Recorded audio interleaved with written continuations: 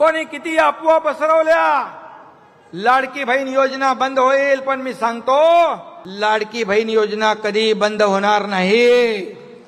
त्या काळामध्ये जे काम केलं ते आपण पाहिलंय। जीवाची पर्वा न करता पूर्ण राज्यभर फिरलो, लोकांच्या सर्वसामान्यांच्या मदतीला धावलो। आजही मला अनुभव येतोय।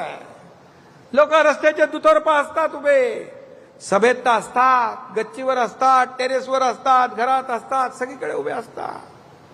भर उन्हात तानात उभे असतात। कोणाला पडलीये, कशाला? पण जे काय काम केलं त्याची आठवण लोकांनी ठेवली आहे, हे माझं भाग्य आहे। आणि सगळ्या पदांपेक्षा या लाडक्या बहिणींचा लाडका भाऊ हे मोठं पद मला मिळालं। आणि म्हणून सांगतो तुम्हाला, कोणी किती अफवा पसरवल्या, लाडकी बहीण योजना बंद होईल, पण मी सांगतो ही कोणी किती अफवा पसरवल्या, खोट्या काय काय म्हणाले, काही प्रयत्न केले तरी सुद्धा लाडकी बहीण योजना कधी बंद होणार नाही।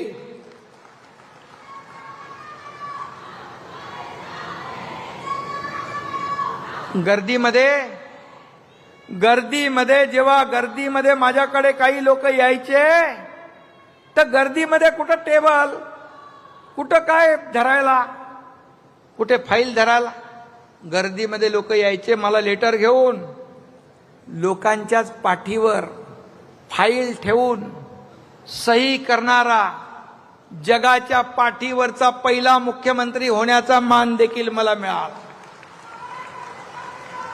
बोले सही कुठं करायची, तो लेटरवाला होता, त्याच्या बाजूचा माणूस पाठ करून उभा राहायचा आणि त्याच्यावर मी ते लेटर ठेवायचो आणि सही करून टाकायचो। मुख्यमंत्री सहायता निधी महाविकास आघाडीमध्ये अडीच कोटी दिले होते। या एकनाथ शिंदेच्या काळात 360 कोटी दिले।